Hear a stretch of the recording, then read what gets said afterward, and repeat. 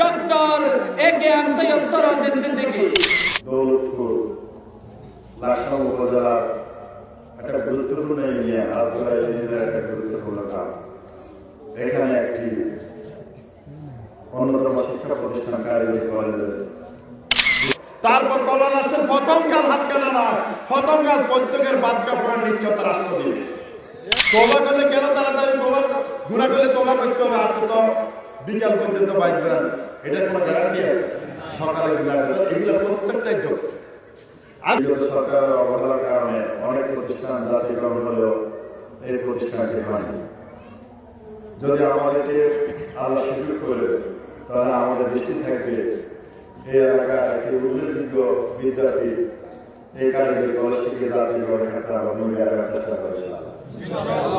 এখানে অবকাঠামোগত, রাস্তাঘাটের উন্নয়নগত, পারিপার্শ্বিক আরো নানাবিধ সমস্যা রয়েছে, যেগুলো আমরা অগ্রাধিকার ভিত্তিতে ইনসাফপূর্ণ এবং সুষমপূর্ণ ন্যায্য বন্টনের মাধ্যমে আমরা পিছিয়ে পড়া এলাকাগুলোকে অবসম্মান করার চেষ্টা করেছিলাম।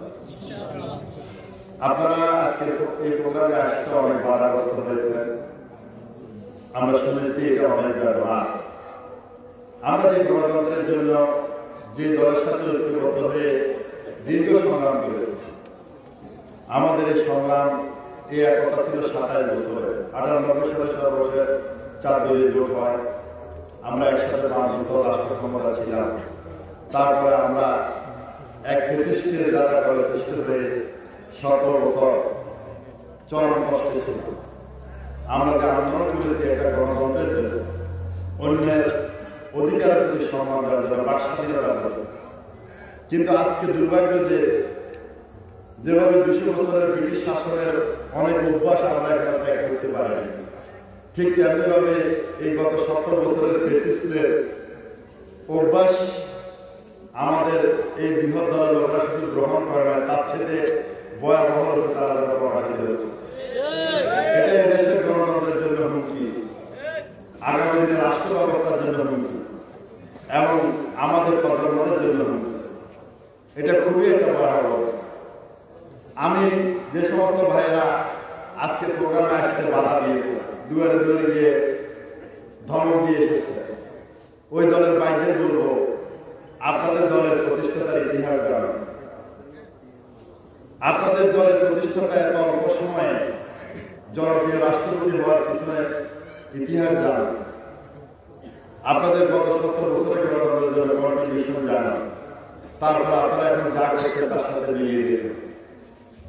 সুতরাং প্রত্যেকটা স্বৈরাচারী মনে করে, ফ্যাসিস্টরা মনে করে সে চিরস্থায়ীভাবে ক্ষমতায় এসেছে, কিন্তু চূড়ান্তভাবে সে আস্থা করে নিক্ষিপ্ত হওয়া।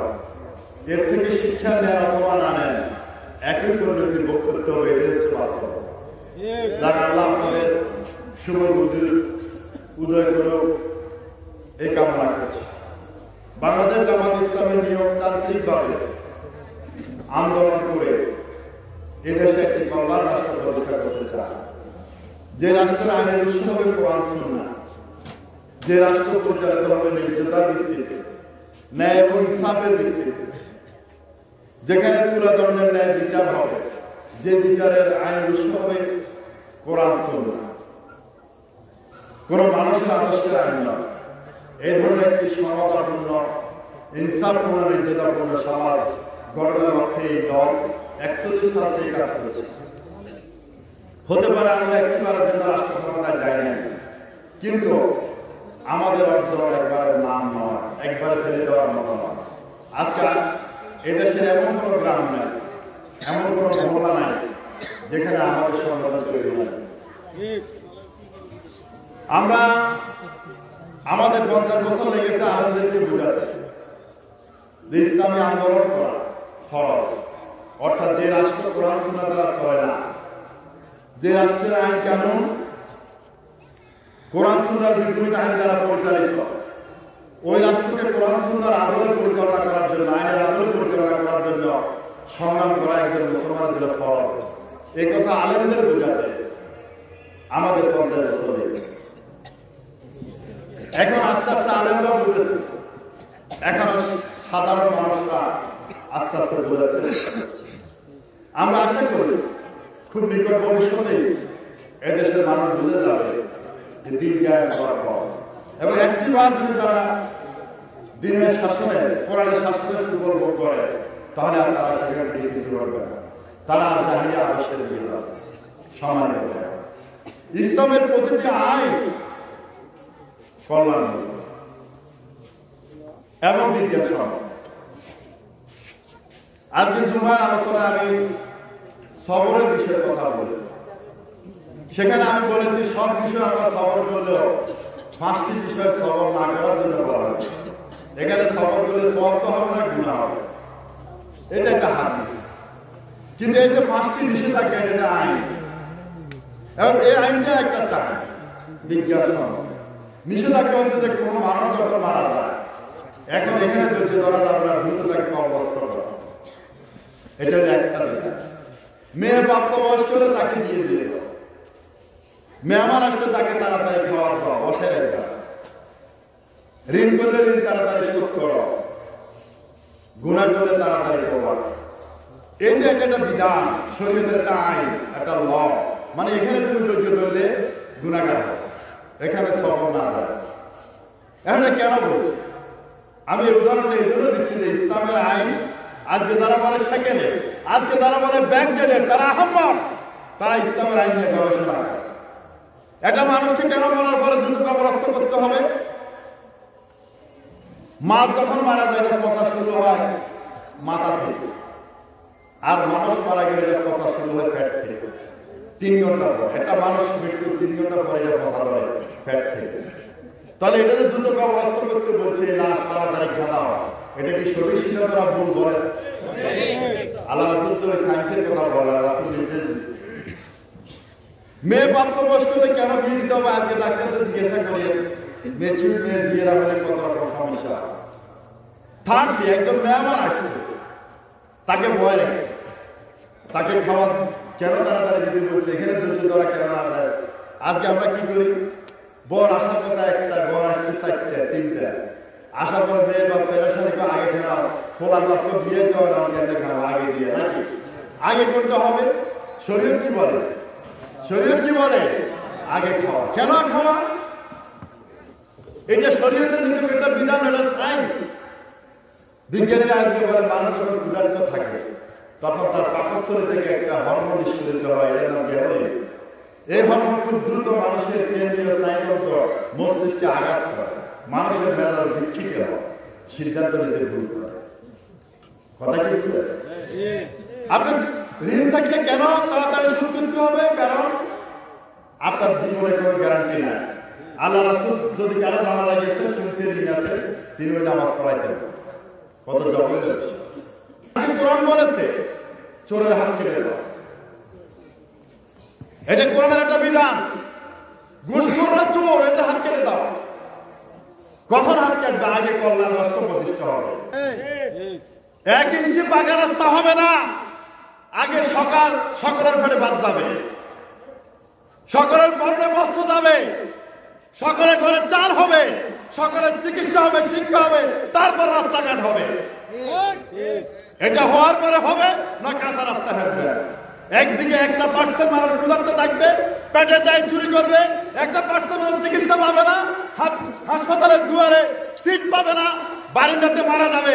আরেকদিকে আমি পদ্মা সেতু করবো, ইসলামের নীতি বিশ্বাসী নয়। সেই দারিদ্র দূর হবে কোত্থেকে? যাকাতের মাধ্যমে। দরিদ্র থেকে যাকাত আদায় করা হবে, দারিদ্র বিমোচন হবে। মানুষের বাদ কাপড়ে নিশ্চয়তা রাষ্ট্র দিবে, তারপর চোরের হাত কাটা আইন শুরু হবে, সমাজের চুরি বন্ধ হয়ে যাবে, ডাকাতি বন্ধ হয়ে যাবে, ব্যভিচারের মৃত্যুদণ্ড অথবা দৌড়া কার্যকর হবে। প্রকাশ্য একজনের শাস্তি থেকে বাকিদের ব্যভিচারের চিরতরে বেড়ে যাবে। কেসাসের বিধান চালু হবে, একজন খুনিকে প্রকাশ্য মৃত্যুদণ্ড দেওয়া হবে, বাকিদের খুন করার সাথে বেড়ে যাবে। মদখোরের 100 ডোরা দেওয়া হবে, একজনের ডোরা দেখে বাকিদের মদ খাওয়ার স্বাদ বেড়ে যাবে। গাঁজা ইয়াবা দোকানে বিক্রি করা দোকানদার খুঁজে পাওয়া যাবে না। আইন এটা ইসলামী হক, ইসলামের বিধান এটা ছেলে খেলা নয়। ইসলাম মদকে হারাম করেছে, কিয়ামত পর্যন্ত হারাম। ইসলাম পর্দাকে ফরজ করেছে, কিয়ামত পর্যন্ত ফরজ। ইসলাম যৌতুককে হারাম করেছে, কিয়ামত পর্যন্ত হারাম। ইসলাম সুদকে হারাম করেছে, কিয়ামত পর্যন্ত হারাম। এই কোরআনের বিধান এটা উপহাসের বিধান নয়। যে জমির এই বিধান দ্বারা চলে না, সেই জমির এই বিধানের জন্য সংগ্রাম করা প্রতিটি মুসলমানের জন্য ফরজ। আজকের মাগরিব যেমন ফরজ, তেমনি ফরজ। আর আজকের এই দেশের মানুষ সেই বিধান গায়ের মতো কাজ করেই না, বরং তার উল্টাটা করে, তার বাধা দেয়। একদিকে খোদাই বিধানের জন্য কাজ করে না, আরেকদিকে খোদাই বিধান যদি জমিনের প্রতিষ্ঠা না হয় তার জন্য প্রাচীর তৈরি করে। এটা আমাদের জাতীয় দুর্ভাগ্য, এটা আমাদের কপাল পোড়া জাতির বেদনার কারণ। এর পরিণতি কি হচ্ছে? এই 54 বছর মানবাধিক আইনের রাষ্ট্র পরিচালনার রেজাল্ট হচ্ছে দুর্নীতিতে 5 বার চ্যাম্পিয়ন একটা দেশ। গত 17 বছরে পেটিশরা 28 লক্ষ কোটি টাকা এই দেশ থেকে পাচার করেছে।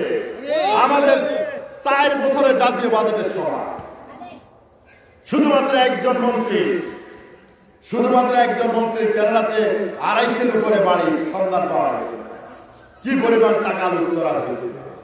ফরিদপুর শহরের আওয়ামী লীগের সহসভাপতির অ্যাকাউন্টে 2000 কোটি টাকা সন্ধান পাওয়া গেছে। একটা শহরের পৌরসভার আওয়ামী লীগের সহসভাপতি 2000 কোটি টাকার মালিক। কি পরিমাণ লুট করা হয়েছে? কারণ ইসলামের শাসন নাই। আজকে 18 কোটি মানুষের সম্পদকে চোষা হয়েছে, ব্যাংকগুলা খোলসা করে দিয়েছে। আজকে 6টা ব্যাংক জনগণের টাকা দিতে পারছে না।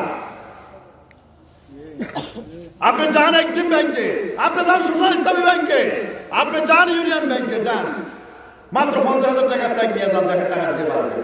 এই টাকা কোথায়? আপনার জমাটা কোথায় গেল? লুটেরারা লুট করে নিয়ে গেছে। এছাড়াও গ্রুপের হাতে এই হাসিনা 8টা ব্যাংক তুলে দিয়েছে। সমস্ত ব্যাংকগুলোকে জোয়া করে তারপর সে সমস্ত টাকা বিদেশে পাচার করেছে। যদি ইসলামী সরকার থাকতো এদের প্রত্যেকের কল্লা কাটা হইতো। সম্মানিত আজকে কোরআনের শাসন অনেকের গাত্রতা হোক, সুদ খুনদের গাত্রতা হোক, সুদ বন্ধ হয়ে যাবে। দর্শকদের গাত্রতা হোক, জেনাপতি তাহলে বন্ধ হয়ে যাবে। মাদকাসক্তিদের গাত্রতা হোক, মদের দোকান বন্ধ হয়ে যাবে। গাঁজা ইয়াবার ব্যবসা বন্ধ হয়ে যাবে। কোটি কোটি টাকার ইয়াবার চ্যানেল, গাঁজার চ্যানেল সে রোহিঙ্গা থেকে শুরু করে টাট্টাপ থেকে পর্যন্ত কোটি কোটি টাকার লেনদেন হয়। আমাদের বন্ধু রাষ্ট্র ভারতের বর্ডারের পাশে শত শত ফেন্সিডিল ফ্যাক্টরি আমাদের যুব সমাজের চরিত্র ধরন ধ্বংস করাতে এগুলো দিচ্ছে। আপনারা তো এগুলো বোঝাবেন না, বোঝার চেষ্টা করেন। আপনার প্রজন্মকে কোথায় ছেড়ে দিচ্ছে? আপনার প্রজন্মের হাতে একটা মোবাইল সেট তুলে দিচ্ছে। এই মোবাইল সেট আপনার প্রজন্মের চরিত্রের কারণে বাড়াই দিচ্ছে। এই আকাশ সংস্কৃতি কারা নিয়ন্ত্রণ করে? এই সংস্কৃতিকে ইসলামাইজেশন কে করবে? এটাকে ইসলামীকরণ করার জন্য ইসলামী সরকার দরকার। সারাদিন সে মোবাইল চালাবে, ইসলামী শিক্ষা শিক্ষিত হবে, একটা অস্তিত্ব দেবে না, এরকম পরিবেশ হবে। ঠিক কিনা বলো? সারাদিন চেষ্টা করবে, একটা গাঁজা কিনতে পারবে না, গাঁজার দোকানে গাঁজা পাওয়া যাবে না, মদের দোকানে মদ পাওয়া যাবে না, প্রতিদানে খুঁজে পাওয়া যাবে না। একটা মেয়ে ব্যাপারটা থাকবে, তাকে ডিলিং করবে, টোটাল পরিবেশটা ইসলামীকরণ হয়ে যাবে। এটা একমাত্র রাষ্ট্র ক্ষমতা ইসলামে আসলে এটা সম্ভব, নাহলে সম্ভব না। আপনারা কি এরকম রাষ্ট্র চান? কারা কারা চান? হাত তুলে দেখা।